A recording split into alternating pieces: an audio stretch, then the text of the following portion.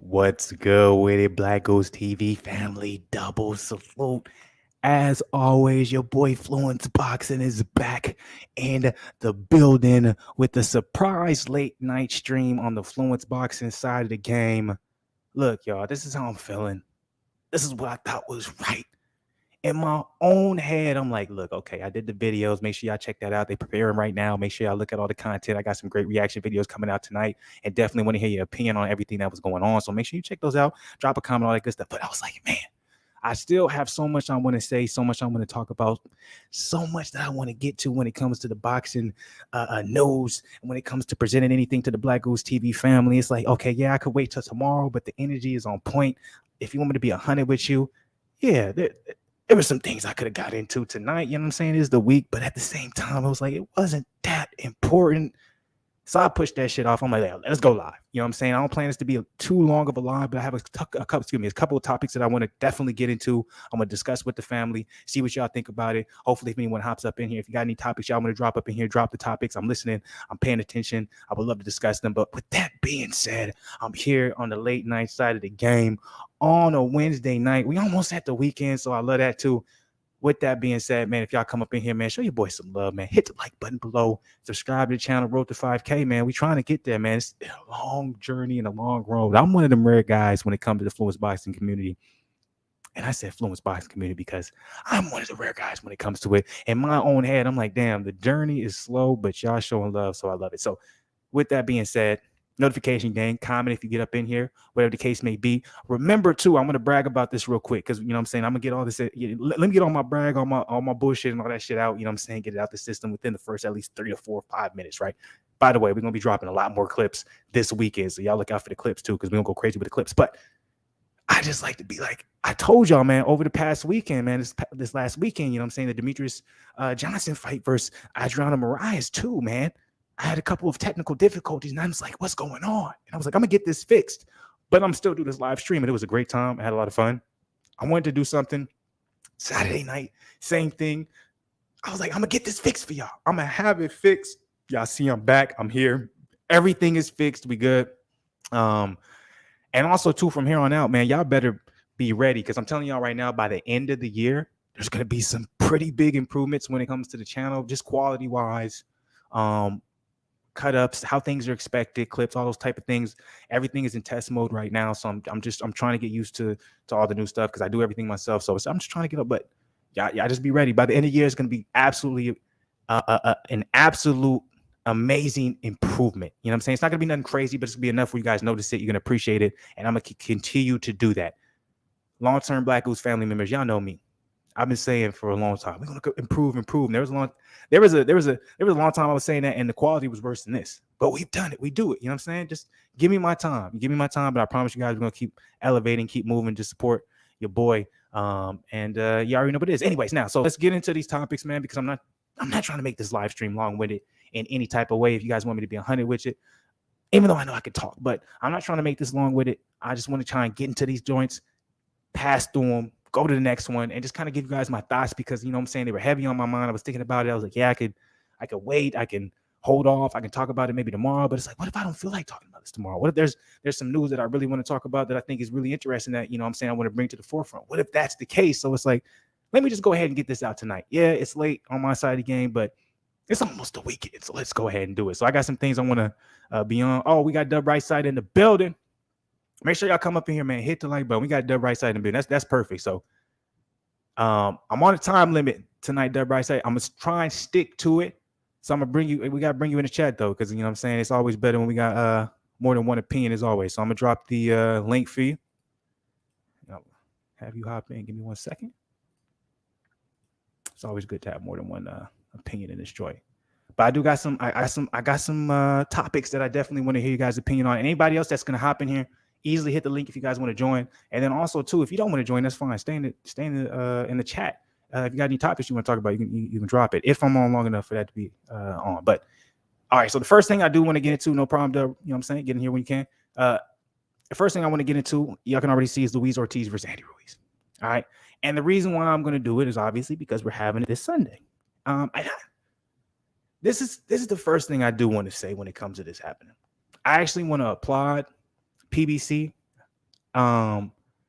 You know, they're one of the few promotional companies that have taken a chance on this Sunday fight card, right? And I'm not saying this is a new thing that they're doing. I'm not saying no one's have done this before. No, I'm not saying anyone, you know, no one hasn't dabbled in having Sunday night cards, etc.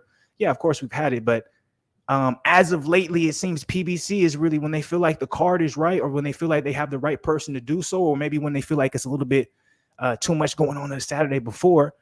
They've been leaning into the Sunday night cards when necessary. And I remember it really starting back with the Jamal Charlo and the Jamel Charlo. Not they were fighting each other, but they were doing like the first. It was originally announced it was supposed to be Saturday. It's supposed to be main event.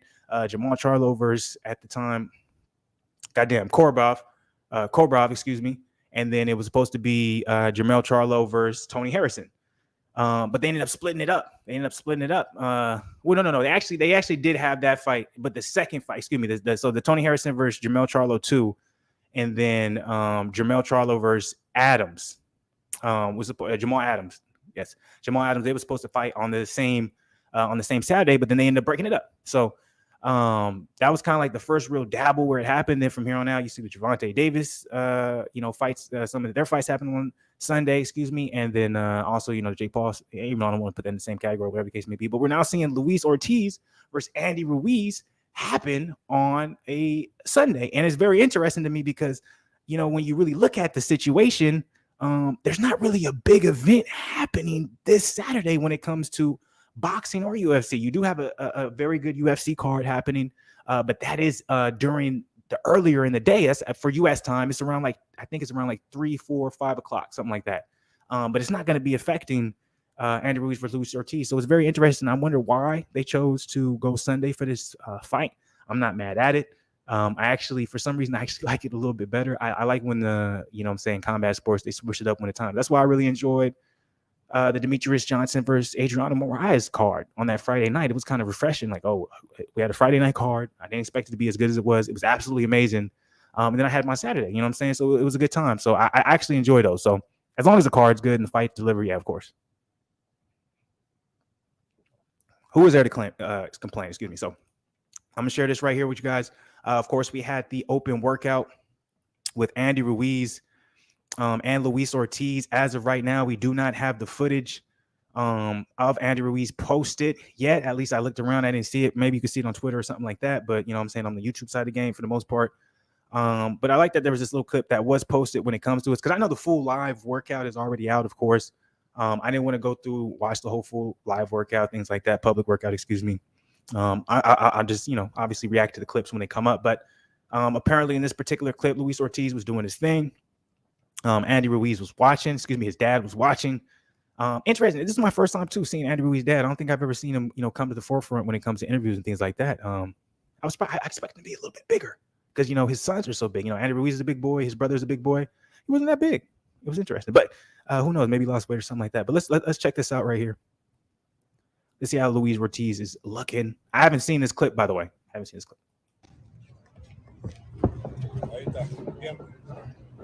What do you guys think? Think Ortiz is too old for Andy? Or do you think at the end of the day, the Cuban fundamentals will always prevail? Let me turn that. Okay, I didn't think they was going to do the music. I might get copywritten for the music, so I'm going to turn the music down. What do you guys think? Andy Ruiz and Andy Ruiz. Luis Ortiz is really taking this serious right here. He has his hat on. Look at him. What I love about Ortiz, though, is everything is just so fundamentally perfect. You guys can say whatever you want. Oh, he looks slow here. He looks old. But look at the feet. Look at the feet. Everything he throws, he's following through. Shoulders are turning. Waist turning. Understanding his distance. Looking for that right shot. I always reference this because Andrew Tabiti, man, he's still always going to be one of my favorite fighters. Actually, congratulations to Andrew Tabiti for beating the Beast Wilson and that Anthony Joshua Usyk card. So salute to you for showing at heavyweight, saying he would love to be at heavyweight longer than that. So, but even with that being said, I always reference when it comes to Cuban boxers, the heavier ones. I'm not talking about the lighter ones, right? When you see the pad work, it's very specific. Look at the power right there. It's real specific. Dorticos comes to mind. Dorticos versus Andrew Tabiti. Tabiti was going crazy in his pad work. doing all the good stuff, right? Then you looked at Dortica's corner when they showed him, and he was like, slow, look slow as shit. Came out, landed that same combination that he was working on in the mids. Okay, this is what I want to listen to. I want to hear what he had to say real quick. We got Dub right side in the building. I'm gonna bring him in before I listen to my guy, Andy Ruiz, his dad. Before I listen to that, so I'm gonna bring him in. What's good with it, Dub right side? My brother Black, man, what's going on, brother? How you feeling? Feeling good, man. It's Wednesday night. Rare little late night Fluence boxing stream, but we here nonetheless, man. Appreciate you hopping up in here, man. How you feeling? Man, I can't complain. I can't complain at all. Just got off a panel talking boxing, and anytime I can talk boxing with somebody, I love to do it. So right now, I'm talking about the Andy Ruiz Luis Ortiz fight. Obviously, it's coming up. It's this Sunday. Before we get into what Andy Ruiz's dad obviously had to say, open workouts don't really mean nothing. But what are your thoughts on the fight, man? You excited for the fight? How do you feel about it being on Sunday? Your overall analysis of Andy Ruiz versus Luis Ortiz. What you thinking? I was kind of shocked, like you said. I was kind of shocked it was going to be on Sunday, because I didn't think. I know. I think the Zone they have a card going on as well, so maybe that's why. But I don't know. Big card though. That's what I was saying. It wasn't going to be a big card, and we done seen them or the PBC and Top Rank put on shows the same night, usually on Saturdays, and so I was kind of I was interested that it's going to be on Sunday, man. Not the first time we've seen it, but I'm gonna tell you, I'm gonna be quite honest. I want to see Luis Ortiz, man. He's one of my favorite fighters, King Kong Ortiz, bro. I love him. The problem is I think he just, man, his fight against Charles Martin, even though he knocked Charles Martin ass out, he was getting beat up in that fight, and I didn't like it. He'll tell you he 40, 41, somewhere in there. We know that the Cuban, respectfully to him, we know that the birth certificate may not always be accurate, and he looked more like he in his 50s. And man, it is what it is. And real quick, just to, you're not saying that any type of disrespect, because there is proof. I always remember I watched this particular podcast in full. It was maybe like 2 to 3 years ago. Might have been longer than that, maybe 4. When Yoel Romero was on the Joe Rogan podcast. And I remember Joe directly asked him, he said, I know you came up kind of in the same time as Luis Ortiz. Like, did you ever see him? And Yoel was straight up. He said, yeah, we trained in the same gym. I see them all the time. And he was like, oh, okay. He's like, you guys are around the same age? He was like, I'm a little younger. And at that time, I believe Yoel was like 40 years old at that time. Yeah. So, okay, yeah, go ahead. So it's like, Luis Ortiz is no spring chicken, which makes what he's doing even more impressive. But go ahead. It does make it more impressive. I agree. And the good thing, he still carries that power. I got Andy Ruiz in the fight just because from what I've seen so far, it looks like he's in better shape, and he still got those fast hands. Man, I just hope you don't. Man, I don't want to see Luis Ortiz get beat up like that, bro. Like, I don't know. I'm interested in the fight. It's just, man, I wish that at some point in time, bro, you got to let this shit go. And in my opinion, Luis Ortiz, he's closer to 50 than 40, in my opinion. But it is what it is. I agree with that. I definitely agree with that. And I do think, I don't think Luis Ortiz is 50 yet, but I don't think he's hovering probably around like 46, 47, because I think Yoel is like 43, 44. And if he said he's a couple years older than him, but even with that being said, I will say this one thing to play kind of like devil's advocate, or, kind of dispute what you were saying is, it's like, yeah, you got to give it up at some point. But if you're Luis Ortiz, it's like, I've only lost to Deontay Wilder. Facts. Deontay Wilder, the reason why he's coming back is because, I've only lost to Tyson Fury. So it's like when you have these certain losses to potentially, obviously Hall of Famers, right? It's almost like, well, why shouldn't I fight Andy Ruiz? It's like, yeah, Andy Ruiz beat Anthony Joshua that first fight, but I bet you Ortiz is looking at it and said, I never missed weight in my life. You see what I'm saying? So when you're a very disciplined fighter, even if someone's younger, even if someone has more talent, he's going to have this confidence of, did you really train as hard as me, even though I'm older than you? Because you're not known to train hard. Yeah, maybe you're training hard now. Yeah, all that, that's cool. But Luis Ortiz, like, I've been doing. And I reference back to the Dorticos versus Tabiti fight because it's like Tabiti came in the most phenomenal shape. Looked Facts. amazing. Absolutely amazing. Defense on point. Shoulder, everything. Dorticos, I didn't know about him before then. I'm being 100. I didn't know about him. I remember I was watching his mitts. I was like, man, he looks slow as hell. That man came out, and all he did was just stick to the fundamentals. Now, obviously, different fights because we're talking about age differences, but I think if Ortiz can weather the storm, I think Andy Ruiz is going to get knocked out for the first time. Am I picking Ortiz to win? I don't know, because similar to what you said, I don't want to see him taking a beating, and I didn't like what I saw against Charles Martin. I give him the benefit of the doubt of the sense of Charles Martin is a southpaw, and Ortiz doesn't fight any southpaw, so I think that kind of threw off his distance and, etc.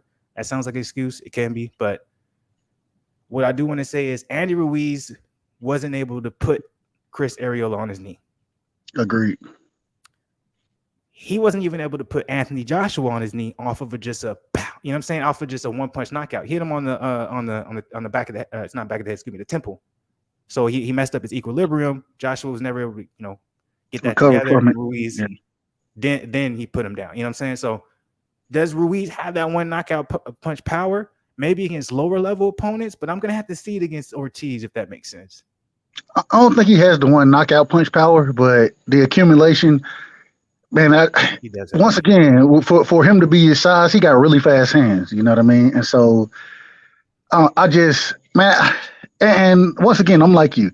I'm picking Andy Ruiz to win the fight, but Ortiz, even at the age he's at, he carried that power. We saw him losing, in my opinion, the fight to Charles Martin. And when he clipped Charles Martin started looking out in the crowd. It was some shit you ain't really ever seen in a fight. You know what I mean? So it is what it is. And so I think the power is definitely there. Once again, the age, man, that's what worries me. But hey, man, I'm gonna rock with him regardless. And I want to say this: I'm a big Andrew Tabiti fan as well. I ain't never heard nobody else say they're Andrew Tabiti fan besides you, bro. I swear, I ain't never heard about Tabiti. Yeah. At one point, a lot of people were there. In my opinion, I feel like they were. But as soon as he took that loss to Dorticos, it's like that's his only loss, though, bro. That's his only loss. I know. And they wrote him off. After that loss, they threw it. Hey, he ain't no more good. I'm like, this, bro, Andrew Tabiti, he can fight, bro. He can fight. And so, man, I like Andrew Tabiti, man. But it is what it is. Keep going, bro. My bad. Yeah, he has a bright future still. I think he had the Mayweather curse because Mayweather was still fighting during that time. A lot of people want to talk about Adrian Broner. If you're really into the sport of boxing, Tabiti had the effect that Mayweather did on him was very similar. Some would say, Mickey Bay, but in my opinion, like the potentials coming up that he really had in his camp that had a lot of talent. Obviously, AB was not in his camp, but associated with him, AB was one of those guys, and I think Tabiti was one of those guys. I think Tabiti, just because of the loss of Dorticos, I'm like, when he decided to switch from Floyd Mayweather Sr. to, I forgot the brother's name. He is in the Mayweather gym, but I forgot who he switched to. He's still with him to this day. But I know who you're talking about too. I can't think about his name either. The light-skinned brother, he got the short hair. But when he switched to him, I felt like he got a lot of backlash. They were saying like, why did he switch to him at the same time? But I think there was more to that because Floyd Mayweather Sr., he kind of stopped training everybody during that time. So I think he just kind of got out of training people. But and Floyd Sr. getting old, he getting up in age, bro. He is getting up in age. It is what it is. Yeah. So. But, even though, hey, he still got some of the best pad work. You watch his pad work, you be like, God, this man can't nearly be the age he is, and he's still there. So, but that coaching training is also, it's not just making sure they're physically fit, but it's also making sure they're mentally ready. So that studying, that's a lot of wear and tear on a person as well, and people don't realize that. So, but anyways, I do want to get back to when it comes to Luis Ortiz. Andy Ruiz. Look, I agree with. Go ahead. You were saying something? I was gonna say one other thing. I agree with you, for Luis Ortiz or not Luis Ortiz. Yeah, for his dad to be the size that he is, I'm sitting here like, how the hell is everybody so big? And I mean, he ain't just a tiny guy, but he ain't nearly what those guys are. This is my first time ever seeing. I never, because I'm like his pops never really came out. And from what I know, I'm not a big Andy Ruiz fan, so I could be wrong, technically. But I was like, man, how is your son so big? What? Because his I think it's the younger brother of Andy Ruiz, or no, it's his older brother. They'll show him ES News. They'll show him like on it. He's real heavyweight over heavyweight, honestly. But he got fast super hands heavyweight. though. Yeah, but he got fast hands, and I'm like, what? Where is they all got fast hands? They all got fast hands, bro. Like it's crazy. It's crazy for them to be that size and to have the hand speed that they have. It's ridiculous. You know, I was looking at. I don't want to change the topic too much, but I was like, I was looking at a comment, and it was talking about the last fight with Usyk and Joshua. Not necessarily on Joshua, but they were talking about the potential of Usyk versus Fury, and they were just saying like Usyk is kind of bringing back like the old school and showing that like the perfect size for that heavyweight isn't necessarily being like super bulky or super tall or nothing. It's like it's really that like 6'3", 6'4", but around like that 210, 215. Like, do you how you feel about that comment? That's what we saw for, like you said, those older heavyweights. I think even after the Usyk fight, Anthony Joshua kind of came out and his rant, tirade, whatever you want to call it, he spoke on that as saying that, hey, I'm one of the newer guys fighting at that 240, 260, that weight division right there. And so I agree that Usyk is bringing that back. If it comes down to Usyk versus Fury, bro, like, that's a tough fight. That's a tough ass fight in my opinion for Usyk, bro. That's a tough ass fight. I agree, but what makes me so mad about all this, what makes me so mad is like, I'll be wanting to be like, yo, Wilder, do you regret bulking up for the last two fights against Fury? You should. Yes. You did not have to get that big, and it affected your stamina, bro. We see how it affected your stamina. Your best fight was at 215 when you fought a dude 40 pounds over. That was your best fight, and it proves too is the random. I know you like. I'm not into MMA. It shows with Demetrius Johnson versus Marias. I'm like, if you have the skill, or not even the skill, if you know what works for you, and you can find a way to leverage that against whoever your opponent is, you know what I'm saying? Do it. And I feel like Wilder took all that away when he decided to start bulking up. But agreed. Yeah, that's a different story. But anyways, we're gonna get to what Andy Ruiz's dad is gonna say in reference to the workout we've seen from Luis Ortiz. The last thing I do want to say when it comes to Luis Ortiz versus Andy Ruiz. One, I'm excited for this fight. I think it's gonna be a good fight. I think it's gonna be a competitive fight. I think a lot of people are gonna be surprised because at the end of the day, people are not realizing the fact that Andy Ruiz's last fight was against Chris Arreola. It was a great fight. I had a good time, but the only person who hit their knee was Andy Ruiz. Chris Arreola at that time was going on 40. Or if he wasn't, I think it was 41. I think it was 40, 41. But Arreola is known for his chin, of course. Yeah. Oh, yeah. But he actually made it through the fight with Wilder. He did get hurt. But he made it through the fight with Wilder. So Arreola is known for his chin. He didn't get stopped by Wilder. Ortiz did twice. So that isn't, and you got to think about that. So, but I do think Ortiz is a lot more fundamentally sound than Arreola. I think Ortiz has a lot more power than Arreola. So I think this comes down to in the first 4 rounds, if Ortiz can't survive, similar to the Martin fight, and I think Martin had an advantage for it to be southpaw, but similar to the Martin fight, if he survives those first 4 or 5 rounds, I think Ortiz stops Andy Ruiz in like the 10th. I say he got to get through 6. I think he got to get through 6. If he get through 6, then I got the stoppage coming for him somewhere in like the 9th round. 8th, 9th, somewhere in there. I see it the same way. We see it damn near the same way. So, I'm nervous though, to be honest, because I'm like at some point, because as you can tell, I didn't say it, but as you can tell, I'm an Andy Ruiz fan as well. But a lot of us, like, let's just be real. I'm non-biased. Like, if you're a Deontay Wilder fan, you're an Ortiz fan, because people disrespect Deontay Wilder, and because they disrespect Deontay Wilder, they disrespect Luis Ortiz because they try to be like, oh, that's only his best win, acting like that's not a great win.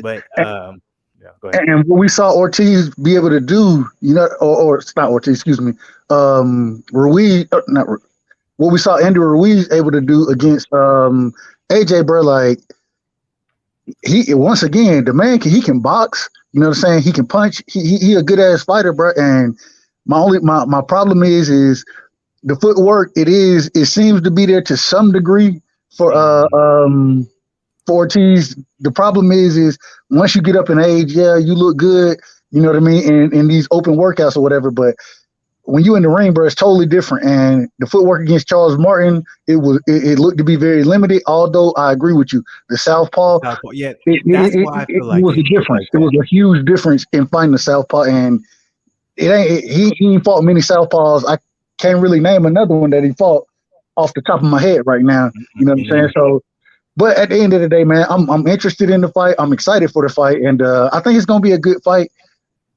My only thing is because I'm a King Kong fan, bro. I just don't want to see him get beat up, and I watched him get beat up against Charles. Charles Martin was beating the shit out of his ass, in He my was. opinion. No, he And was. I remember watching that. He was. I was worried. until he clipped him, you know what I mean. But that's the thing, and I say this respectfully. Ortiz, man, the man got a puncher's chance. You know what I mean? He always got that chance, and he can hurt your ass because of the power he carries, the way he can sit on his punches, and the fundamentals that he has. So I think it's gonna still be a good fight. I want to see how it plays out, man. I'm interested, but I am worried. I will say I am worried for our King Kong, bro. I am.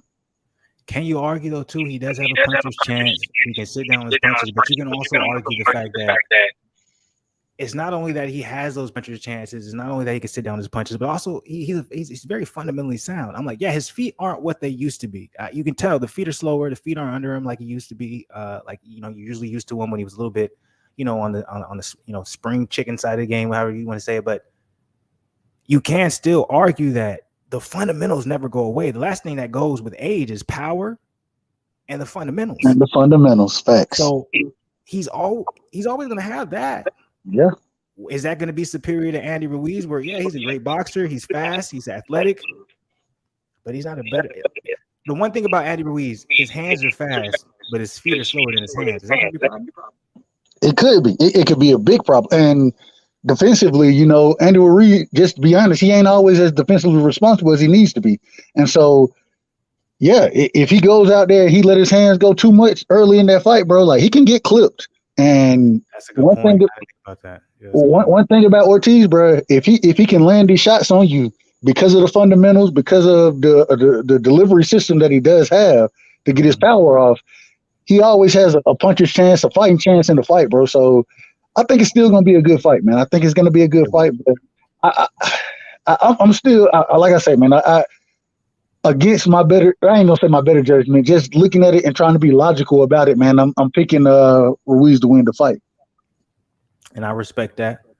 I'll probably resubmit, what I choose as, the winner. And anybody who goes up in here, who was in here or watch this, they're gonna be like, I remember you saying this. But as of now, I'm gonna stick with Ortiz.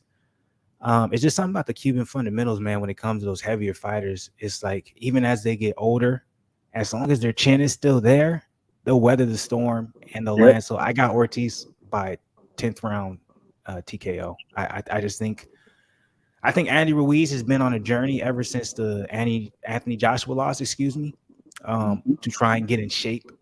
And I think, yeah, okay, that's good. You're making the best of what you're doing. You're trying to really enhance and show your work ethic, etc. But what got you to where you were at, it wasn't you focusing on, am I in shape? Do I got abs? Am I slim?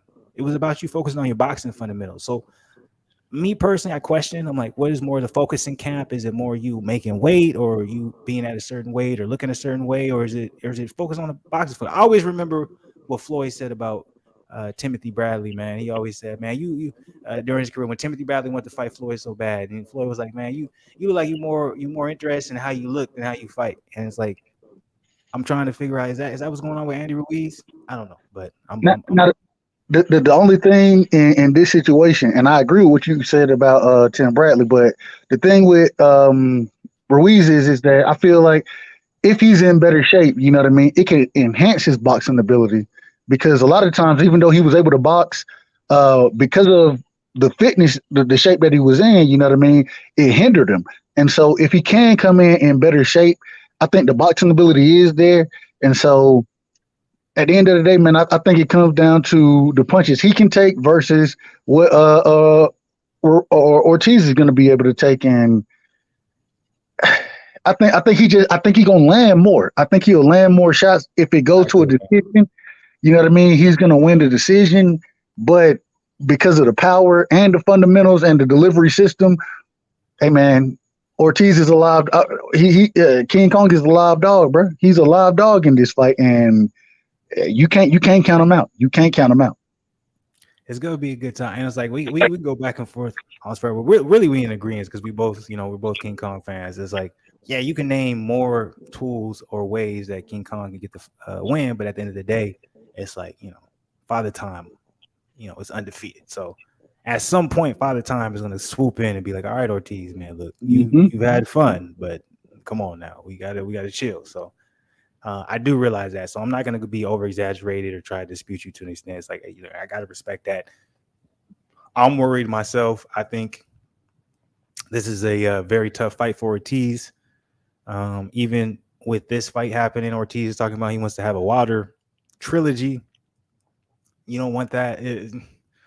So it's like there's not like much of an upside for Ortiz, even if he beats Andy Ruiz. If Andy Ruiz beats Ortiz, Andy Ruiz has a lot of options. He can have Anthony Joshua, the trilogy. He can fight Wilder. He can fight the winner of Joseph Parker, Joe Joyce. Like there's a lot of things going on there where Ortiz isn't, but yeah.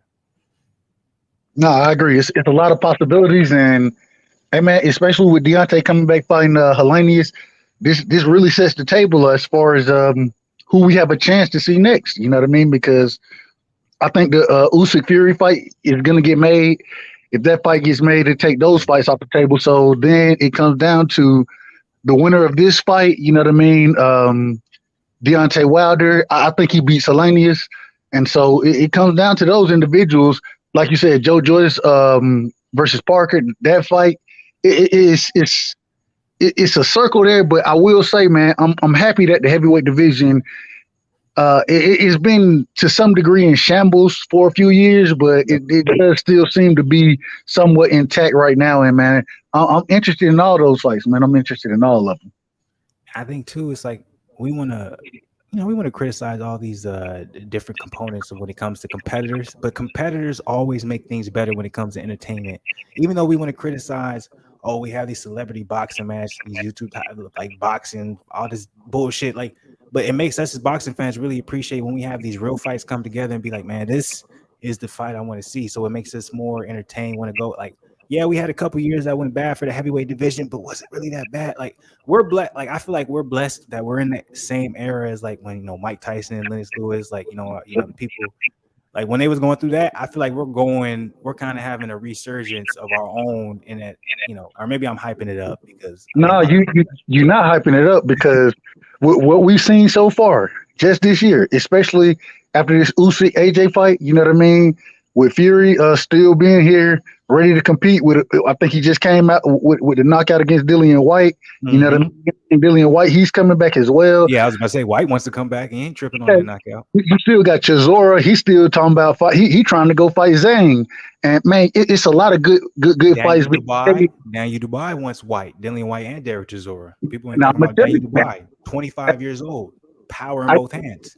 I gotta ask you.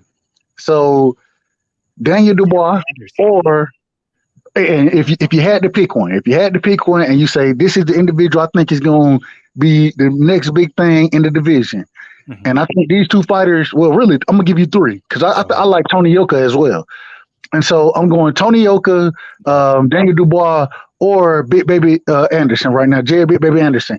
If you had to, put some money on it tonight, who would you put your money on being the next big thing? All my money is on Jared Anderson. Jared Anderson is levels above both Daniel Dubois and Tony Yoka. And not only that, Jared Anderson is a goddamn. Jared Anderson is a heavyweight who should be 5'7" in a 6'5" body. He fight like boxing ability is crazy. He fight like a middleweight, but he got damn power and man skills. He got it all, bro. Like, and 21? Yeah, and so Jared Anderson, I always say, so Jared Anderson is the guy who, the majority of individual fighters that would be considered heavyweights now, American heavyweights, that would be good American heavyweights, they end up playing football or basketball or another sport. And Jared Anderson, he's one of those individuals that some type of way somebody was able to catch him before he was able to get on the basketball court, before he was able to be a defensive end, tight end, whatever. They caught him right before he could get there and said, "Nope, you get your ass in the gym." Because that And boy's a so, football player. yeah, but the thing He is, should is be in football. Way he but, built, way he moved, he shouldn't be in. He should be in football.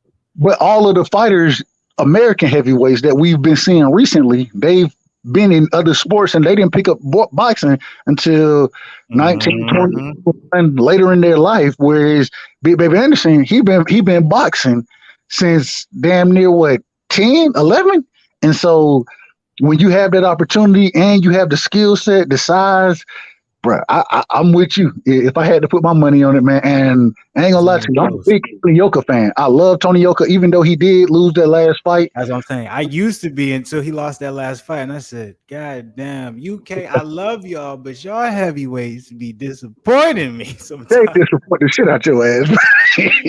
I'm It is like, y'all supposed to be the toughest niggas in the world, and y'all be out here. Oh man, when you go like I love Daniel Dubois. I love him, I but do. when I saw, like, and I called it, I've been told y'all, Zen not here, but if you could ask Zen anyone, I've been saying, I was like, Joe Joyce is going to beat Daniel Dubois. Daniel Dubois is just, he not ready for it, and Joe Joyce is just too big. He's just too big. And no, Daniel Dubois is the next Anthony Joshua.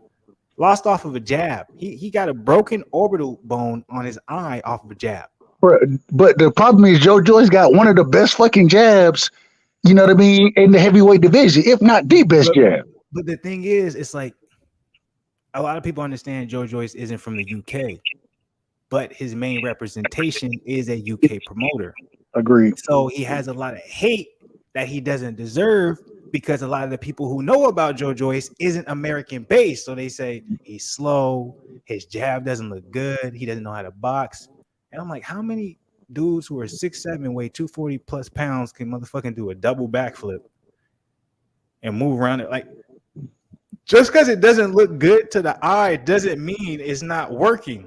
Facts. That's I always say Joe Joyce is that individual when you watch him, you like, he ain't finna win no fights. And then you watch him fight, you go beating the shit out of these dudes, bro. Like, dude, he must have cement in his like that. So I've been like, I'm one of the guys. I'm a big Joe Joyce fan. Like, I think Joseph Parker is going to lose Joe Joyce. I think he's not going to win. I know Joseph Parker has a resurgence. I know the only reason he has a resurgence is because he saw Anthony Joshua lose. He probably never felt like he would beat Anthony Joshua because he lost the first time, even though he shouldn't. He just wasn't aggressive. Joseph Parker, he's so, like, people don't realize Joseph Parker is only like 29 years old.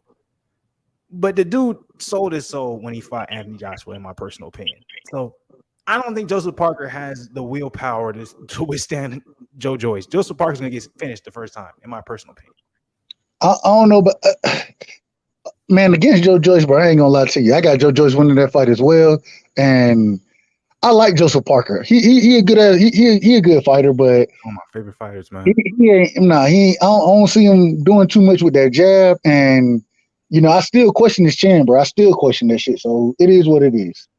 He didn't know how to get around Anthony Joshua's jab, and he got dropped by Dillian White. Which that's nothing to say. Nothing. Dillian White has power. But he got dropped by Dillian White, and he couldn't finish Derek Chisora. And I'm not saying there's nothing, but it's hard to finish Derek Chisora. But you're gonna tell me that somehow he's gonna find a way to get by? He's gonna find a way to get by Joe Joyce's jab to do enough to either win by decision or stop Joe Joyce. You want me to believe that? Nah, I don't. I don't. But that's what the majority of fans want you to believe, because people want to make it out as if Joe Joyce is trash. Just because if you have an eye test, they don't like the he's slow as shit. Nah, I'm with you. I understand it. I definitely understand. That's why I said, if you look at Joe Joyce, bro, you'll say he's supposed to get his ass whooped, and then when you see him fight, you be like, he ain't getting his ass. Matter of fact, he punishing motherfuckers, bro. Like, all right, with the jab, he punishing niggas with the jab, bro. Like, I'm just saying, it is what it is. So we'll see what happens. But yeah, I got Joe Joyce winning that fight as well. But man, I'll definitely go ahead. My bad. I'll be done change the whole topic of the conversation. My apologies.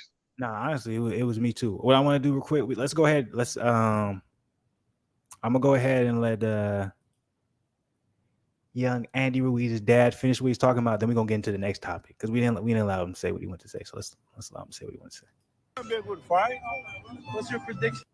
He's ready. That music, man. I'm trying to get copywritten, man. But okay, let's go. He's ready. Gonna be a good fight.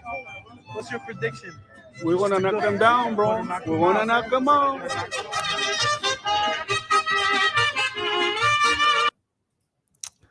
kind of mad because that's all he said. Like, I feel like it was gonna be. I be hating these clickbaits, man. They made it seem like it's gonna be a lot longer. Like, hey, Andy Reid's dad watches Luis Ortiz work out and flip script on prediction, gonna knock him out. Like, that's all he said.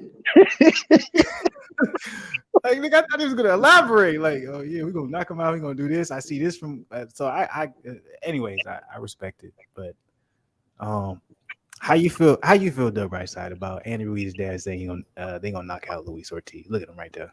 You can tell he's not taking it serious. Bruh, the only person I done seen, once again, we are the only person who done knocked out Luis Ortiz is who?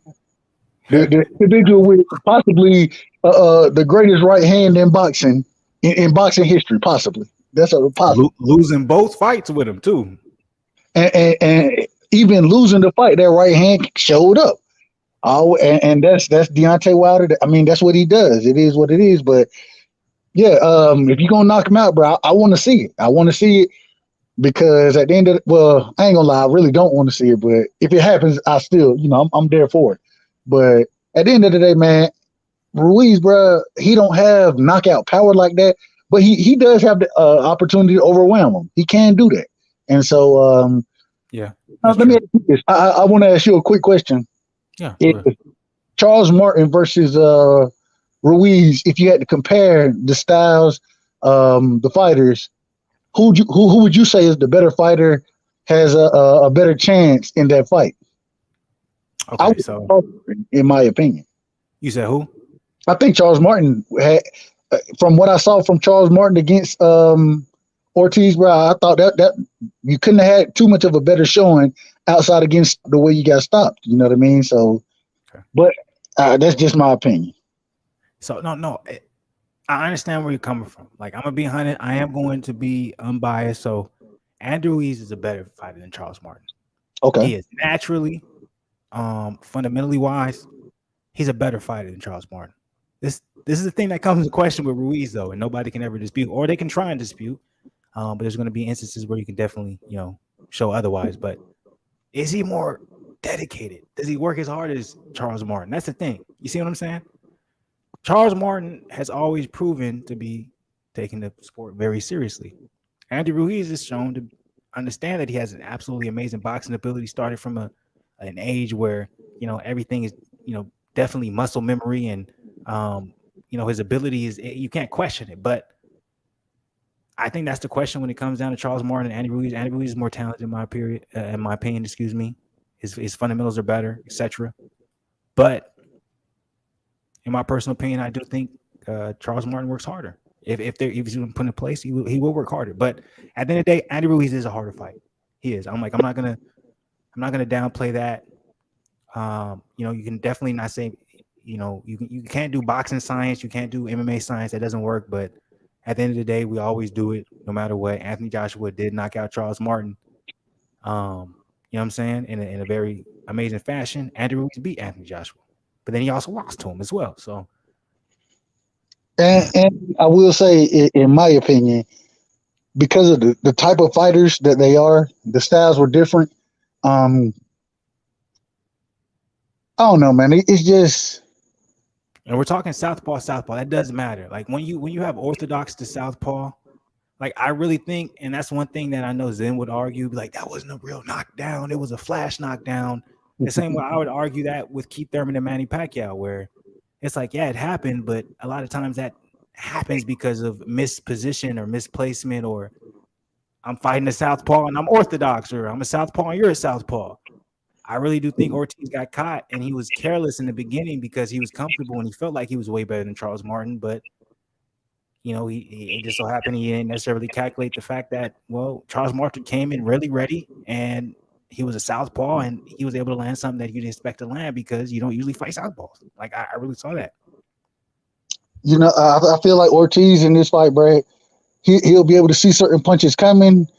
I just don't know if he'll be able to react to them quick enough to defend against them and be responsible defensively. So, man, it's going to be a good fight. It's going to be a good fight. I think it'll be an action-packed fight, and I'm excited to see it. I'm still excited to see it. It's going to be a good time. It's going to be Sunday. I'm surprised for it to be Sunday. It's going to be a good time. Very all right, we've been on that for a minute. I'm gonna move on. You know what I'm saying? Especially since something. It's the week. The one thing I am happy about though is like it's almost the weekend. You know what I'm saying? It's Wednesday. It's gonna be Thursday tomorrow. But I do want to go into the next topic. You know what I'm saying? I want to drag this out. You know, I don't want to drag this out too long. We got Canelo apparently saying, and this has been going. Okay, so I want to position this right because I know you've heard about it. The right side. Wait. Let me ask you this because I know you just came off debating off a panel. What was the particular topic? We don't got to get into that, but I'm just interested. No. It was multiple topics. It was multiple topics being talked about, but Canelo was one of them. And I definitely want to hear your question first, but I definitely want to speak on what Canelo said, and I definitely want to talk about it. I definitely want to talk about this topic. So I'm a very interesting guy where I try to correlate. You know, I try to make certain things connect in a sense where most people want to connect, especially when it comes to the boxing side of the game. And what do I mean by that? Canelo Alvarez recently was talking about and said that he doesn't have any plans to fight any more Mexicans in the rest of his career. And that's bullshit. Retires 1 year from now, 2 years from now, 3 years from now, he wants no Mexicans on his resume from here to now. From here to when he retires. So real quick, I'm just interested in seeing how the people are going to react to this. Are they going to say he's a duck, he's scared, or whatever? Or are we going to be very like, all right, let's try and understand what's going on? Because there was a recent report that came out where Demetrius Andrade was dropping his 160 belt and he was moving up to 168. And a lot of people say he was ducking his mandatory title defense. Janabek. It's Janabek. Mm-hmm. And I'm trying to figure out how is there such an outrage in this when I know majority of y'all never followed Andrade the way you should. And you don't understand that all the money to be made for Andrade at this point in his career is at super middleweight. Thanks. He's ducking everybody. One guy that most of y'all probably didn't follow, y'all just see, oh, he's undefeated and he got a mandatory and he's scared, even though he was finna fight Zach Parker. I said this before. I know I'm on repeat, but I said this before. A bigger guy and Zach Parker, a younger guy and Zach Parker. At 68. At 168, but he's scared of Janabek. That doesn't make any sense. But anyways, is Canelo ducking David Benavidez Jr. and Jada Ramirez by saying, hey, Bivol, if you lose to Ramirez, I'm not fighting Ramirez because he's Mexican. You ready? Yeah, go ahead. Hit it. Go crazy. Is he ducking? So I want to make sure I got I want to answer the question and then give my opinion. Okay. So the question is he ducking Zerto? I'm not saying is he ducking. Okay. So the question is yes. In a sense, yes. Would you consider what he's saying ducking Zerto Ramirez and David Benavidez, or do you think he's just being honest? I think he's ducking both. I think, and not even. I don't even really want to. If you want to, we can get into Benavidez. The thing is this right here. So, according to Canelo, he wants to rematch with Bivol, right? According to Canelo, but then in the same breath, he said that he doesn't want to fight any Mexican or any more Mexican fighters. He don't want to fight his countrymen, which I do have a problem with. I will elaborate on that problem that I have with in a second. Okay. But then also you said that you're rooting for Zerto to beat Bivol, and you're not going to fight. Hold on. You're not going to fight. I didn't say I'm rooting. Oh, you're saying Canelo's rooting. Canelo said Zerto to win in that fight, but he's not going to fight Bivol if Bivol is coming off of a loss. So it's a lot to unpack there. That's a lot to unpack there. Yes. The first thing is, in my opinion, you damn right it's a duck. The reason it's a duck is because you telling me you're not go. So you're not gonna fight Zerto regardless, right? You're not gonna fight him, but you're telling me you want the rematch with Bivol only if he beats Zerto, but you're rooting for Zerto to beat Bivol. Okay, so if he's rooting for his countrymen, though. Hold on. So, but what that means is if Zerto beats Bivol, right? If Zerto beats Bivol, okay, that means that you're not fighting either one of them. That's essentially what you're saying. And so Who's if fighting? that's say it again. I'm like, if he's not fighting, who's gonna fight then? Who's he trying to aim for? And then it comes down to you reigning at 68, and with you having Benavidez. I want to see, because according to Benavidez, he's Mexican American, right? And so when you say Mexican American, are you going to say that Benavidez is a Mexican? Because if you say that, that means you're not going to fight him either.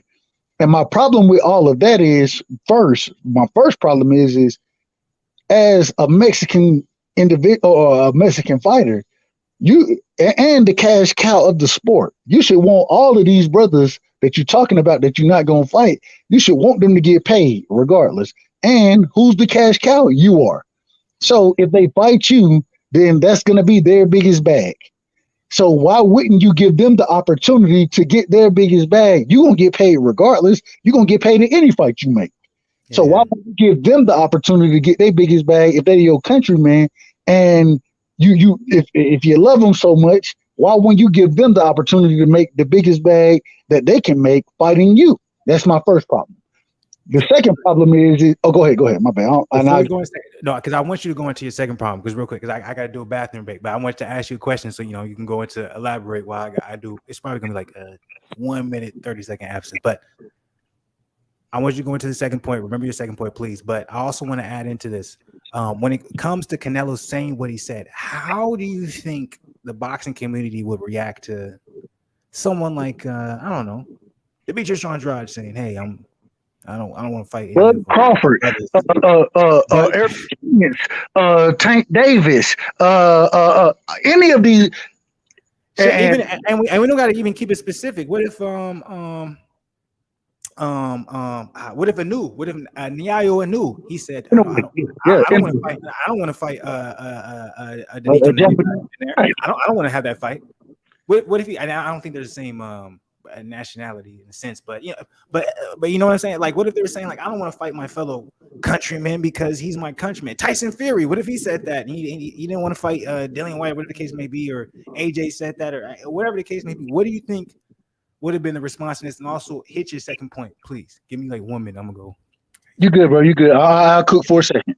Good. So if we talk about any other race, or not necessarily race, because what Canelo said wasn't about race. It was about country, right? Saying that he doesn't want to fight another Mexican fighter, you know what I mean? Because he has such love for his country. Well, if we look back in history, right, and we look at somebody like Muhammad Ali, if he were to say that he don't want to fight another one of his countrymen, then what do we have?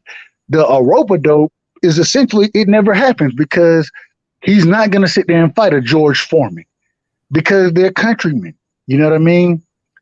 If we look at Tyson would have never fought Holyfield. One of the best fights in boxing. We wouldn't have got it.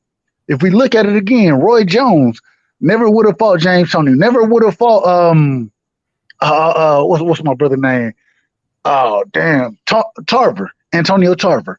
We never would have got those fights if you sit here and say that you don't want to fight your countrymen. And so at the end of the day, man, what it really boils down to is yeah, you can have that standard if that's what you want to live by. I'm not mad at it.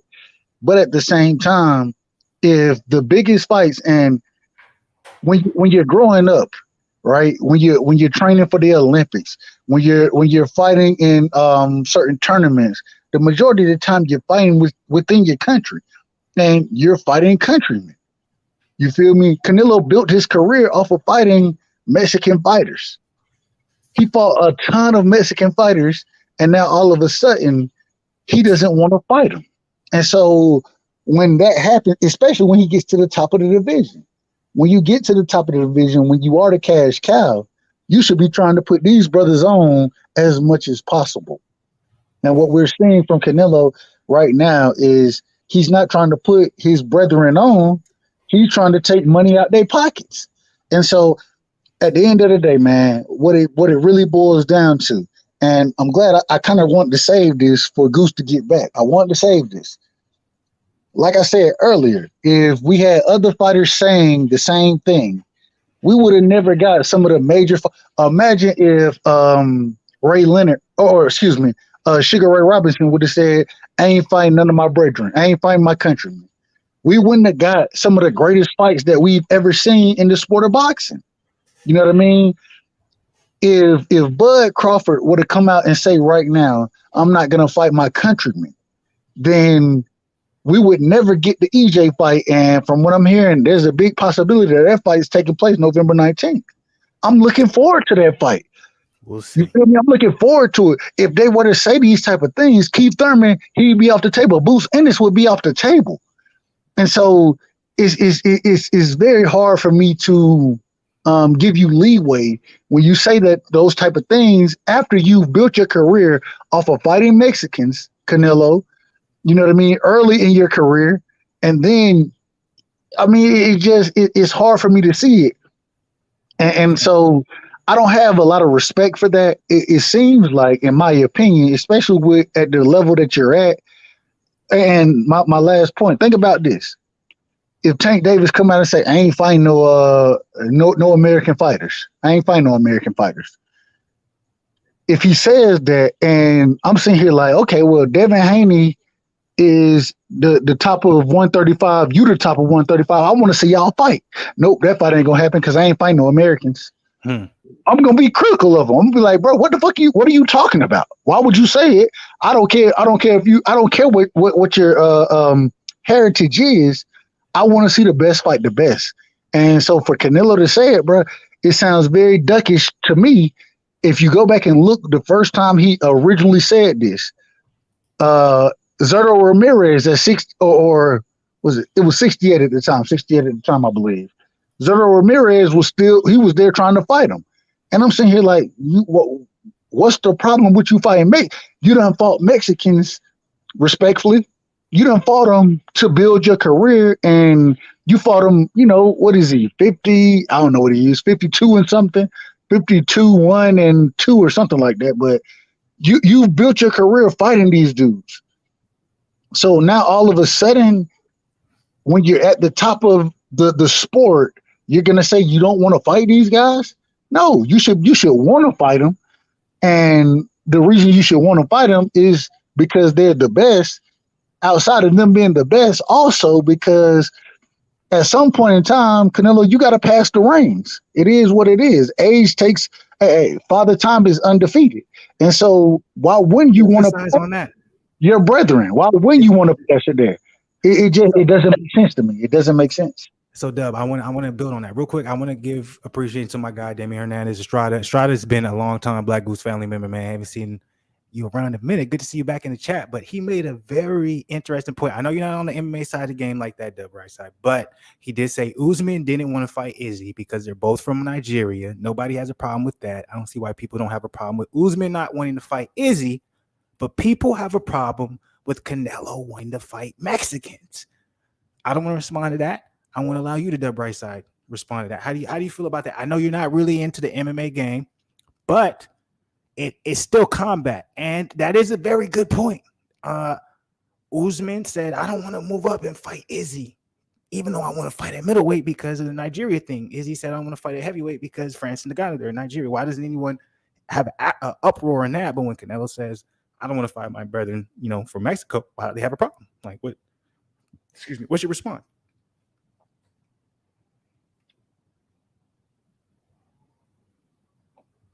You there, Doug? I'm on mute. My bad. I was on mute. So honestly, it's hard for me to have a real response to it just because I know Izzy, I know Usman. I don't know the weight divisions. Like I just don't know enough about MMA. Usman is 170. Okay. Izzy is 185. So it's literally, you're just moving up a weight class. It's the same thing as moving up from middleweight to super middleweight. It's the same thing. So if that was the conversation, and if they're both the top of their division, hell no, I want to see y'all fight. I want to see y'all fight.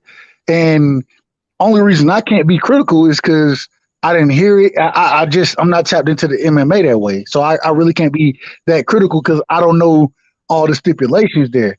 At the end of the day, go ahead. Real quick, I want you to, but I'm happy I got that reaction from you because Estrada, I do want to say this. As much as I do agree with you, boxing fans are so much different than MMA fans.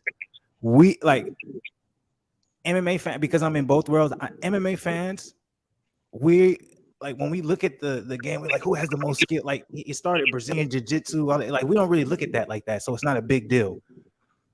Boxing is very like we it's always been, you know, Great White Hope versus, you know, the underdog, etc.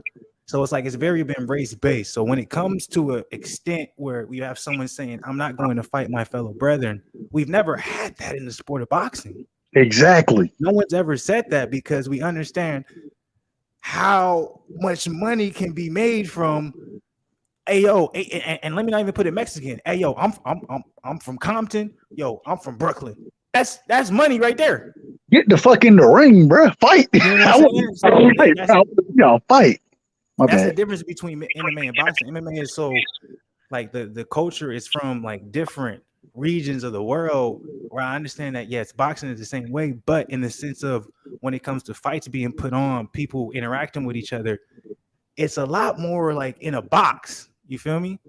And that's why, you know, a lot of US fans of the sport don't know a lot of the UK, you know, boxing unless they're really, really into it, or they don't know who's coming up in the Australia scene. Like you talking about Tony Yoka, a lot of people don't know who Tony Yoka is in the heavyweight division. They're like, who are you talking about? I know Tony Yoka for a very long time. I know a lot. I know some of the best French boxers and all these different, but most boxing fans, they're very like, all right, if I'm in the US base or I'm in the South, whatever the case is, these are the fighters coming up. That's what I'm focused on. MMA is very different because it's bred from literally really outside America in a sense. So, but I do agree with you I do agree to you to an extent, Estrada, where now that things are starting to muddy the waters, where you do have a lot of MMA fans watching boxing and vice versa. You know, that I don't think we should be as alarmed to see someone like Canelo say, well, I dictate my career, and what if I change the sport of boxing and I said I don't want to fight no more Mexicans? But this is the thing, if you say that, right, then and at least in the sport of boxing, if you ask me, I could, and you, if you disagree with it, I want to hear your thoughts on it. I would say the top two boxing countries right now, you know, or not right now, of all time, have been the U.S. and Mexico. I think those are the top two boxing countries as far as producing champions. You know what I mean? And so because of that, there are a lot of times that you do see, and when we watch fights, man, there are a lot of times you see Mexicans fighting Mexicans, you see Americans fighting Americans, you see Americans fighting Mexicans. I have no problem with none of that. Yeah. My thing is I want to see the best fight the best. I don't, and the good thing with the MMA is damn near the majority of the time you get the best fighting the best because of the way the system is set up over there. Whereas over here, it's not all, you don't always get that. And so when you start to, when someone like Canelo, who is at the top of the sport, when they sit there and say, I'm pushing a whole country out, I'm not fighting this country right here, regardless of what the country is. And you saying this your brother, I understand it, but I'm pushing this country out. I got to be critical, because if Tank did it, I got to be critical of Tank saying that I'm not, because I want to see Tank fight Devin. That's what I want to see. If Antoine Russell, you know what I mean? If he don't fight Regis Prograis, then I'm going to be mad, because I want to see those two fight. If he come out and say, I'm only fighting everybody who's not American. No, hell no, nigga. I want to see you get in the ring with all the best fighters. I don't care what their race is, their nationality. I don't care about that. What I care about is the best fighting the best. And in MMA, you are getting that. You do get the best fighting the best. And so, go ahead. And on MMA, real quick, if y'all don't remember, there was a point where MMA was similar to boxing in the sense of, and by the way, y'all don't know it, but MMA is quickly headed into the same thing as boxing when it comes to promotional companies, and you guys thinking that the best fighters are with a certain promotional company because you guys watch it the most, blah, blah, blah. But MMA was at that point where, if you don't remember, there was a lot of Brazilian fighters that were champions. And at some point, they were saying, I don't want to fight another Brazilian fighter, similar to the camps, like There'll be certain camps where people train together. It's like, I don't want to, fight him if he's in my same camp. Even though we're both 185ers, I don't want to fight him for the title. So there has been things, but it hasn't necessarily been race driven.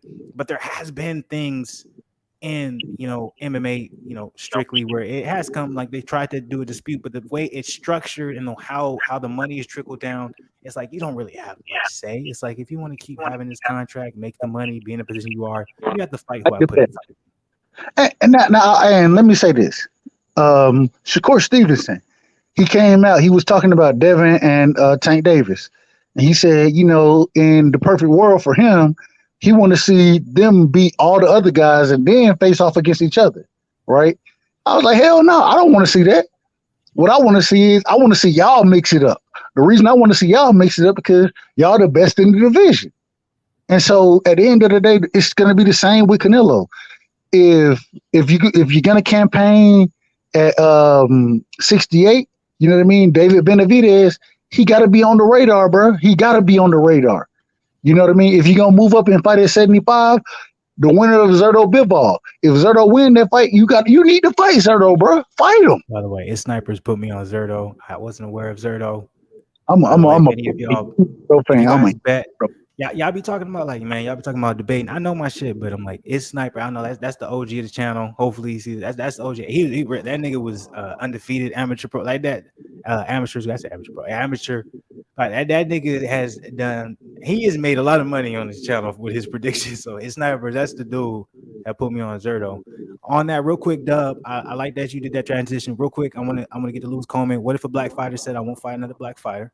So he put that out there, similar to what we were talking about. Crawford beats Earl. Then he says, I won't fight another black fighter. He would be at the top. Then he would try to destroy Crawford. And even to add on to that, one of the biggest matchups that we want to see right now is Crawford versus Earl. Think about if either one of them said, hey, I don't want to fight my fellow African-American brethren. Not even American. Just say American, not African. Americans. Just say he say that either one of those fighters don't want to fight. Won't come at me when I say American, but it's like it is African-American, because I'm like, you know what I'm saying. I'm just trying to keep it. I'm trying. You're right, though. You're right. You know what I mean? I don't want to. I don't want to confuse it. I want to keep it one to one. You know what I mean? One to one. Absolutely, yeah, which is smart. You keep it as that. You're absolutely right. I agree with that. So you just straight American. What if it say Earl and Crawford, they agree to a date, and all of a sudden Earl and Crawford's like, you know what? We shouldn't fight each other because we both Americans, man. Let's go get a UK guy. We'll be like, what? As Americans, we be talking about, bro. Oh, hell no. And if you YouTube videos coming out from everybody, like, everybody's scared. They're cowards. Man, I ain't gonna lie. If any of these fighters were to say the same way, I'm gonna be on Canelo neck. If any other fighter says, I don't want to fight another American, right? I don't want to fight another American. Why not, nigga? Y'all the best in the motherfucking division. Why wouldn't you want to fight the dude, bro? Like, no, get the fuck in the ring and fight. That's what I want to see. I want to see the best fighting the best. And I feel like if you keep that energy as far as seeing the best fighting the best, then you can weed through a lot of this shit. You can be critical of Canelo when he says that, because if Zurdo is the best, if Benavidez is the best, nigga, fight him then. Go get in the ring and fight him. I want to see that fight. Not because y'all both Mexican. No, it has nothing to do with your nationality. It has nothing to do with it. It has everything to do with who's the best. I want to see the best fighting the best. And when you make those type of statements, in my opinion, it gives you a way around fighting the best. And at the end of the day, if you get a way around fighting the best, you ducking, bro. It's a duck, in my opinion. Real quick, Doug, we got a new person in here, Cinnamon. I don't know if you're gonna troll, if you're really gonna be on some shit, but we're gonna bring you in. And then we're gonna address what Estrada said. Damian Hernandez. I know, if y'all knew the channel, see Damian Hernandez. He's an OG of the channel. Estrada was the original, but we got Mr. Stream. What's up with it? Hey, what's up? Cinnamon here. What's good with it, man? Nothing, man. I'm hearing the Canelo hate, so just addressing it. Bring it. All right. So come on. You think you got Canelo hate coming in? Yeah. Let me hear your piece. Go ahead. Talk about it. Okay. Well, I mean, what's the first reason you hate him? Because he's the face of boxing? All right, all right. So this is my opinion. Who is that toward? Wait, real quick, Dub. To whoever we gonna let hating. everybody. Wait, real quick, everybody. We're gonna let everybody have a Yep. chance to, you know what I'm saying, respond. So Cinnamon went on to say, what's the real hate coming behind Canelo? So we're talking about the fact that Canelo ended up saying that he doesn't want to face another Mexican if he that's his reasoning for the rest of his career. If he cannot face another Mexican, that's his goal. Right. So he doesn't want to face Eduardo Ramirez. Eduardo Ramirez happens to beat Bivol, and he doesn't want to face a David Benavidez Jr., who's only 25 years old at this point, if at some point that comes into play. So it's not necessarily hate, but that's what we're, you know what I'm saying, talking about. Well, it's hate because you're reading into. That's what you're reading into. Okay. You're putting your spin on what he said. He never said no to those names. He said what he said. Now, if you understand what is David Benavidez? Is he a Mexican? He's a Mexican, but is he a Mexican national? He's Mexican American. Talk about it. But what did Canelo say? He was not fighting a Mexican. Like you're putting what you want to put on it so you can spread your hate. Expand on that. I like that. Go ahead. Well, how many African Americans has Tank Davis faced? How many years? Dub, how do you feel about that? I agree with him on that point. But see, I'm not the biggest Tank fan, so it's almost like he chose the wrong person. You should have went with Demetrius Andrade to get at me. But I'm like, I agree with you.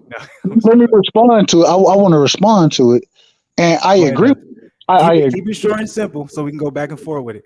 I agree with you. No, Tank, he not, and I'm critical of Tank because the fight I want to see Tank in is. No, just answer that though. Because it's like you want to say your hate, but answer why Tank hasn't fought. Why he's not saying it, but he's you doing his actions are proving otherwise. So why are you not hating on him for that? No, I'm very and the problem is you probably maybe you hadn't heard me talk before, but I've been very critical of Tank. Keep it specific. Answer that direct question. Don't even go because I'm like me personally, this is the first time me seeing Cinnamon in here, so. So you can't go off of what you've been saying before. Just answer it specifically. I am very critical of Tank if he doesn't fight the best. No, but you're not answering the question. Okay. He has literally not fought another African American fighter for 7 years. That's true. 7 years. I'm not disagreeing. I've been critical of Tank the entire time. No. But what you want to hate on Canelo for? African American. Why don't you hate the same? When was the last time Bud Crawford fought an African American besides Sean Porter? Before that, how many years would you say in your mind? Just answer 2 seconds. When was the last time? Why would we say Sean Porter though? Why wouldn't we say that? No, I'm saying before Sean Porter, though. How many years had it been? Why wouldn't we say Sean Porter when Sean Porter? Okay, then answer Devin Haney. When was the last time Devin Haney fought an African American? Your guess is as I couldn't name. Exactly. It's been a few years. Agreed. All right, let me interject real quick. Both sides I see, and I'm saying you have a good point, but the only thing I can counter off of your point is you're not directly saying why you're stating it. How does this correlate with the topic at hand? Because none of the fighters you're talking about, Devin Haney, Gervonta Davis, you said one more, Terrence Crawford, none of them ever came out publicly and said, hey, I'm not going to fight my fellow brethren. Actually, we're talking about Terrence Crawford. Someone I'll tell you, publicly said 2016. Before Sean Porter, it was Hank Lundy in 2016. Go ahead. Wait. Start from the beginning. Go ahead. Before Sean Porter, it was Hank Lundy in 2016. That was last time he fought a fellow African American. We're talking about pound for pound, and that was the last time. But my point is, I understand. Okay, maybe Gervonta Davis isn't fighting African Americans, but my point is, he has never publicly stated, "I am not going to fight my fellow African American because he is African American." So my understanding is, no matter what the case is, if I have to get the belt and be the best, I'm going to fight whoever's in front of me. So that's like I understand exactly what you're saying, Cinnamon. It's a very good point, but at the end of the day, you can't argue that because it doesn't have an end goal. Because no one's publicly stated, I'm not fighting this man because I'm not getting to where I want to be. Well, what's the need of publicly saying it when you could just prove it and look at it? Because there's no African Americans in the position for him to fight, for him to be where he needs to be. But this is the thing. As far as boxing goes, regardless of nationality, I don't care about nationality. What I care about is the best fighting the best. And because of that, you feel me? Even if Canelo comes out and he fights the best, you know what I mean? I have no problem with it. The problem that He fought the best. He fought B-ball. Wait a minute, brother. Wait a minute. Let me get my point off. My problem is that when you come out and make that statement, if the best ends up being in your nationality, then you're telling me it's not about you fighting the best. What it's about is you fighting individuals that aren't or aren't the same nationality as you. I don't care about anything else except the best fighting the best. That's it. Yeah, no, I understand. But to hold him to the flame, you have to hold everybody to the flame. I can't hold everybody to the flame if they hadn't said the same thing. They don't have to say it. They're doing it by their actions. Okay, so now, once again, you asked me a question. You said Hank Lundy or the best fighting the best, right? As far as Bud Crawford went. You said Hank Lundy was the last black fighter that Bud fought, right? In 2016. But that's what you said. So outside of Errol Spence, right? Who else should Bud Crawford have been fighting in the division that he said that he made specifically known, or not even specifically? He said that he's not going to fight this individual because they're the same nationality. It does. You don't exactly. That's what I'm saying. You don't have to say it. Your actions speak louder than words. I'm saying if you're going to hold this man Canelo for what he said to the flame, you have to hold everybody to the flame. It's like you want to hold him to the flame when he's already fought Mexican Americans. So he's done it. Who's to say he's not going to do it again? He said he wasn't. I didn't say it. He said it. And how many times? When do we hear? We hear that all the time in boxing. People say they're not going to fight so and so all the time. They're retired. They say a lot of things. But it's ironic that people want to jump on this sensationalism so quickly. So I shouldn't take him at his word. All I should do is instead of listening to what he say, I should just sit here and say, even though he said that, I just need to wait and see. That's what I should do. Okay, let me get a level ground for both of y'all real quick, because you probably missed it, but actually Dub Right Side, he argued against me about that particular statement, saying, David Benavidez was born in the States, so he was like, he probably wasn't talking about David Benavidez. So Dub Right Side got me with that, where I was like, oh, he's not gonna fight David Benavidez, he's not gonna fight Zerda Ramirez, but Dub was like, wait, how you know he's talking about David Benavidez? Like, he's technically a Mexican American. He didn't say anything about that. He said his fellow brethren. Yeah. So he was technically referring to Zerdo. So I will give Dub that, and I'm not trying to give nobody leverage. No, I understand that. I understand. Like, he's not complete. Like, I'm depending on where he came in, he does sound a little bit biased, but he's not complete. Like, he did check me on some shit. No, I understand that, and for him saying that as a boxing fan, I would be like, man, why is he doing that? But if you know anything about boxing, all these guys are salesmen. So they'll say whatever they have to say to sell a fight. Now, I think he's just saying it. He just likes to rile people up. He likes to say certain things to get everybody talking. And it's just something he's doing. He's not. If you really think, you know what Canelo does? He fights whoever pays the most. That's what he's going to do. I can't disagree with that. Not true. That's not true. Then where did he not do that? Are you going to say that PBC bullshit? You're going to talk about the PBC. I can tell you that's not true. If you want me to, I can tell you why it's not. But let him get off. Go ahead, Dub. If we really talk about it, so for him to disagree with you, I already know what you're going to say, but go ahead. Of course, I know. But if you look at it, when Bivol and Triple G, even though he said he wasn't going to fight Triple G again, that was for $85 million. You feel me? Whereas the fight between him, Charlo, and Benavidez, the Charlo fight was $45 million. The Bivol fight, not Bivol. The Benavidez fight was $55 million. So it was $100 million versus $85 million, and he chose the $85 million. I'm not mad at him. He can make whatever decision he wants to. All I'm saying is that We can't. It's a flat fee, Dub, right? They're not talking about pay-per-view buys. I'm not talking about paper. A flat, like you said, a flat fee. And you don't think there's gonna be way more pay-per-view buys in Triple G versus Canelo 3 than there is versus Jamal Charlo and David Benavidez Jr. versus Canelo? So it can either be a flat fee or it can't be a flat fee. I can't. You have to know if you want to throw the number out. What was it? Let me get it off now. So I can't debate on what the pay-per-view buys are going to be because I don't know what they're going to be. You know what it's going to be. It's just going to sell crazy. But I can't say that the Benavidez fight isn't going to sell crazy. I can't say the Charlo's fight because I can't say. All I can say is if we're going to go off the numbers, we have to go off the flat numbers. The reason being is because that's what we know. And if you know something different than I do, let me know and I can change. It may change my opinion. But for one fight or for the 2-fight deal to be 100 million versus another 2-fight deal to be 85 million, there's 15 million in limbo right there. As far as it was a 3-fight deal. What I seen was a 3-fight deal for 160 million. A 3-fight deal. All right, even that. A 3-fight deal for 160 million. If you want to go that route.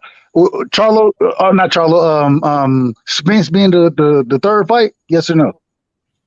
But no, that's definitely not the case. No, it's a 3-fight deal. How is it a 3? Okay, go ahead. I just want to say this real quick. Dub, do you understand if he signs with PBC, he loses all his power?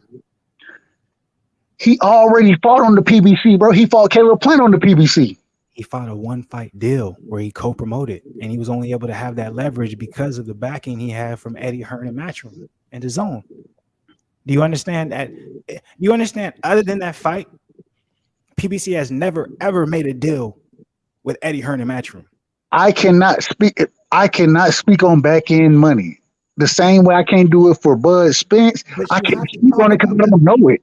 I don't know. That's no problem, but I'm like, we don't want to speak on it, but we're willing to speak on what ifs and things like that. So it's like, why can't we speak on the fact that we know these? Yeah, you say he turned down more money, but you can't speak on it now.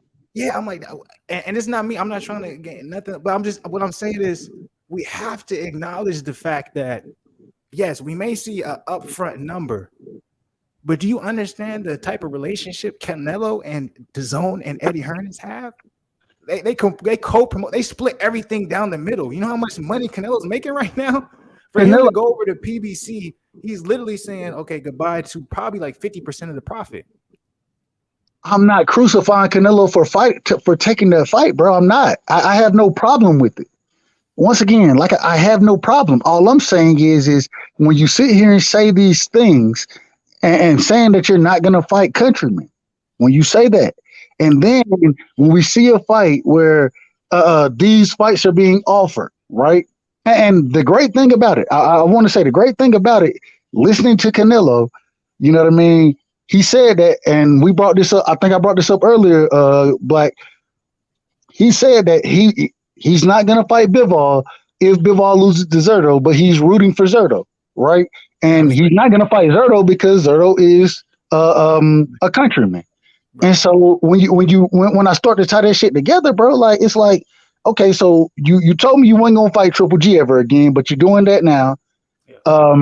You lost to Bivol, and now you're telling me that if Zerto beats Bivol, you're not gonna fight Bivol again. So what am I supposed to take from that? That's a great point. That's actually a very good point. You take it that it's boxing. People, boxers do these things all the time. Promoters, it's boxing. If you don't understand boxing by now, then that's not fair.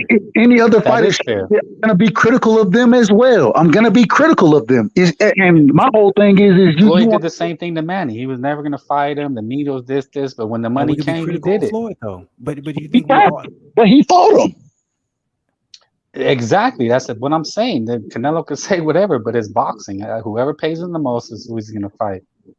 And so, once again, should I not listen to Canelo's words, even if it may come to fruition? So did you listen to Floyd? Did you listen to who else has said these things? I mean, they say these things all the time. Of all of them, I've been critical of all. That's my problem. You telling me I'm hating on Canelo, and I've been critical of all these fighters when they say bullshit, bro. I'm critical of any fighter that says bullshit. I am. I want to talk about this. Let me ask this because we're talking about Canelo, we're talking about Floyd, we're talking about the anomalies of boxing, right? But in reality, when we really look at boxing, there's not too many fighters, there's not too many boxing fighters trying to leverage themselves as if they're the face of boxing, right? They're just trying to get paid what they're worth. So if we look at the actuality of what's really going on, for most of the fighters that we're talking about, they're trying to put themselves in a position where they can make as much money as possible because most likely they're being underpaid. And they should be. You think they should be underpaid or they should be trying to fight for getting as much money as they should? Dub, are you on mute? Because I'm like, it sounded like you said they should be underpaid. No. I was like, wait, hold on. Should be trying to get as much money as they can because okay, yeah, all right, good. I was like, did you say they should be getting underpaid? Hold on. Oh no, they should be trying to get the biggest bag because it's a dangerous ass sport and you don't really like the longevity of boxing. Even if you do have longevity, a lot of times you come out with life changing injuries. You know what I mean? So no, you should be trying to get the biggest bag. I'm not mad at that. So let me ask this. So I'm like, real quick, I had this up for a long time. It's coming from Andrade, Damian Hernandez. He said, would you be pissed if the Charlo brothers didn't want to fight each other? So I'm going to direct this question to both of y'all. No, the Klitschko's never fought each other. I would never expect family members to fight each other. That's just ridiculous.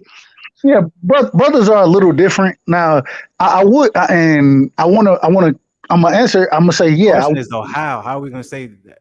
How? Hold on. Let me. I would say I wouldn't expect family members to fight each other, but I would be pissed if Errol Spence were to move up and have the opportunity to fight Jermell Charlo, and that fight didn't get made. Yeah, I would be pissed about that because if I want to see the best fight the best, bro, and even though they both train with Derrick James, bro, like.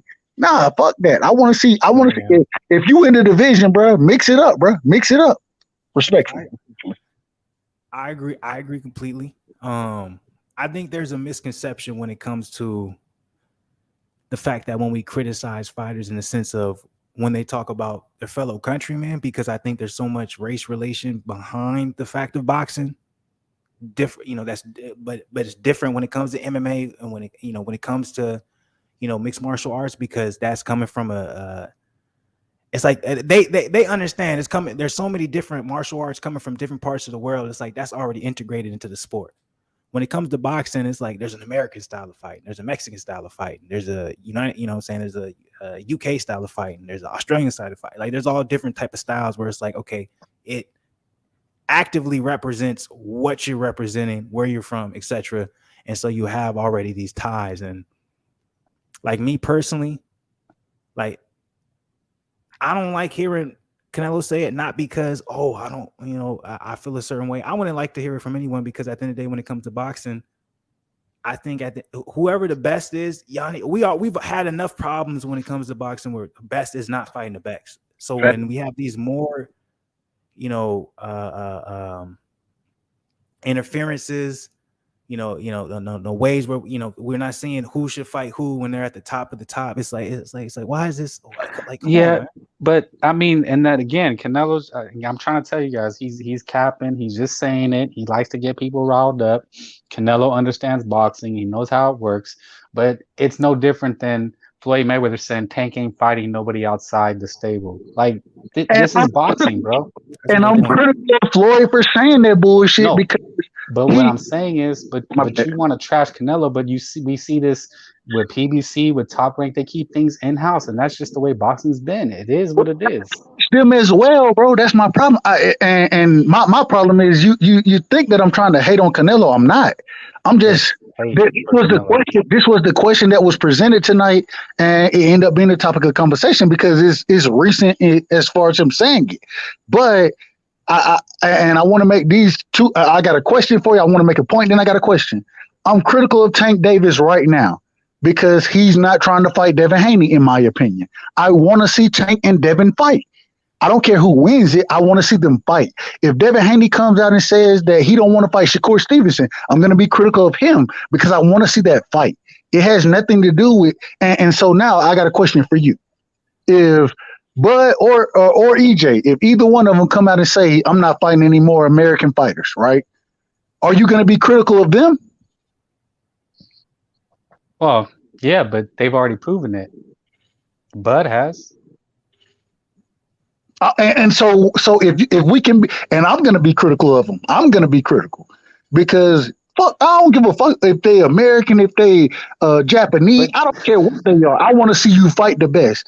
And so I'm going to be critical if you say some bullshit like that. It's bullshit. And so what's the problem with me being critical of Canelo? There's no problem, but I think you're missing the big blind spot is that it already happens. They don't have to say it. These guys, the PBC ain't fighting outside. Tank ain't. He should have fought Loma, but Floyd May said they're keeping it in house. That's what I'm saying. You can't jump down Canelo's throat when it's everywhere. But I'm critical of him saying that. If you literally, I told Black, I was just on a panel a second ago talking boxing, and we were talking about Tank and the protection that Floyd them have for this nigga. No, I don't know. You can't protect no fighter. They don't need protection. Go fight the best, bro. Go fight the best. If Tank, and in my personal opinion, if Tank don't fight Ryan Garcia next, damn it, I'm critical of his ass. The reason I'm critical is because, damn it, you need to be fighting the best. Although they want to tell us they company men and all this other bullshit, I'm still going to be critical because I don't give a fuck about none of that. I want to see you fight the best. If you supposed to be the best, then get your ass in the ring with the best. If you go fight Rivera, even though I like Rivera, I think Rivera is a hell of a fighter. Michelle Rivera, I think he's a hell of a fighter. But at the same time, that's not the fight I'm looking for from you right now, Tank. I want you to get it. Why didn't you fight Lomachenko, goddamn? Why didn't you? And so if I'm going to be critical of one fighter, I got to be critical of all of them the same way. And so it's no hate against, and respectfully to you, I don't hate any fighter. I'm just going to be critical of the decisions they make if I don't agree with them. That's it. Go ahead, Simon. Let me get off. Okay. Well, as you were saying it, I think, Canelo's just in a unique position that he can say those things, because I remember there was a time, if you remember Oscar De La Hoya, he said he would never fight Fernando Vargas. He wasn't, because he said Fernando Vargas had disrespected him, had threw eggs at him at a parade, he was stalking them. And he said, I will never give this guy the payday. Guess what happened? Fernando lost to Shane. Oscar had took a loss. I want to say it was against Shane Mosley. So he's kind of in position where he really had nowhere to go, and he had to fight Fernando Vargas. So after years, Fernando Vargas chasing him, he said he was never going to give him the payday. Had nothing about competition, nothing about boxing. It was just a rivalry. But he said he would never do it. And he ended up doing it because that's the way boxing is. So Canelo, he's in a unique position that other fighters can't say that. I don't disagree. He can literally pick and choose his opponents, and he's going to get the 50 million. I don't disagree with you at all. And even Errol Spence, he came out and said because saying Keith Thurman. He'll never give Keith Thurman a fight. Right. He ain't talk about it, Cinnamon. Look, I didn't want to say anything. I was letting y'all get your shit in, but it's hell no. I want to talk all that shit. You talked multiple shits about Keith Thurman. I don't like Keith Thurman, but at the end of the my god! But how you gonna have this stance and then you not like Keith Thurman? Wait a minute, Black. Wait a minute. Right, and just like like my brother just said, my brother just brought up a great point about Oscar, and I'm correlating that with what EJ said, bro. So we talking about the exact same point, different fighters. If Keith Thurman is the best fight that can be made, damn it, I don't give a fuck what your problem with Keith Thurman is.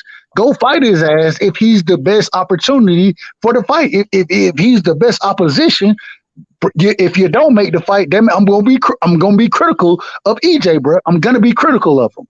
And so it's not about me trying to hate on any fighter. It's me only saying that I want to see the best fight the best in every division. You know what I mean? And so. And I think my brother Cinnamon, he understands it a little better now. Listen to me, what I'm saying, but it's not about fight. It's more about the best fighting the best. And if you want to come up with these excuses, as far as disagree to agree. Go ahead, Cinnamon. EJ, Dub, real quick. Dub, make your last point, and I'm gonna let Cinnamon make his last point. If EJ don't fight, and I think the Bud Spence fight, I'm hearing that it's gonna happen, but if that shit don't happen, You feel me? If you move up, it's one or two things you can do. Either you can fight Thurman, or you can move up, and then you need to fight goddamn Charlo. Those are your options, bro. In my opinion, if those don't happen, I'm gonna be critical of Errol Spence. I gotta be critical of fighters not fighting the best. That's my opinion. Go ahead, That's Cinnamon. a Go ahead and fair, make your last yeah, point. that's a fair opinion. But again, that's what I'm saying. To know boxing is to know boxing, and when somebody says something like that, it's cat. Like you can't take it to heart because we know it's just not true. We see it day in and day out. EJ saying these things. Do his fans hold him to the flame? Do I hold him to the flame? No, because I know boxing. There's something going on. He's leveraging, but these guys are gonna fight because they're gonna fight for the most amount of money. That's what's on the table. That's what Oscar always did. Should he have ever fought Bernard Hopkins? Bernard Hopkins was chasing him for years. No, he was never a middleweight, but he's the face of boxing. He could pick and choose, and they end up becoming business partners. This is boxing, bro. Like we sit here and want to spin a yarn for these personal biases, but you have to understand how boxing works. All right, look, I'm gonna leave it there. I know the right side want to respond, but look, it's late. God damn it! But it was a I good time, appreciate you, man. Goose. Appreciate you, Goose. Much I love, bro. appreciate that right side. I appreciate Cinnamon. Look, I appreciate Estrada, Lewis Coleman coming up in here. Look, real quick, make it like 30 seconds. Last, let's say you want to plug anything real quick. That right side. We're gonna be back tomorrow. I don't know if it's gonna be a live stream tomorrow, but you already know Friday we're gonna have a live stream. And at some point Saturday night we're gonna have a live stream. But go ahead, that right side. Last little quick, 30-second. You want to get up out of here with? Goose, man, gotta have you on the show, rocking with Right Side, man. Man, if y'all not sub to the channel, man, it's Dub Right Side. You feel me? We trying to interview the family. We ain't looking for content creators. We want everybody to get their bars off. And much love to you, man. Cinnamon, much love to you as well, Yeah, bro. Appreciate you always. on tonight, and I got a lot of respect for both of y'all brothers. And it is what it is, man. Much love to y'all brothers. Much love. Appreciate Okay, you, right thank side. you. Cinnamon, go ahead. Anything you want to plug? Anything like that? Yeah, guys, just it's Caps. Canelo's playing everybody. He's just selling a fight. He's just saying controversial things, and trust me, by next May, because he's gonna fight on May 5th, it's gonna be a big fight, and if it had to be a Mexican, it's gonna be a Mexican, and we're all gonna watch. All right, I appreciate it. This is the first time you hopping up in there. You already know we be doing live streams Friday, Saturday, so I appreciate you coming up in here, Cinnamon, for real. Feel free to come up in anytime we drop the motherfucking link for the stream. Well, it was a good time, for real. I'm gonna go ahead and get up out of here for the night. We're gonna be back tomorrow, man. Cinnamon, I hope you enjoy your night, brother. You too. Much love. Peace. Stay solid. On Schwarzenegger side of the game, I'll be back, but with more boxing. You already know. Stay blessed. Not stressed. We out of here, man. Salute to the people, baby.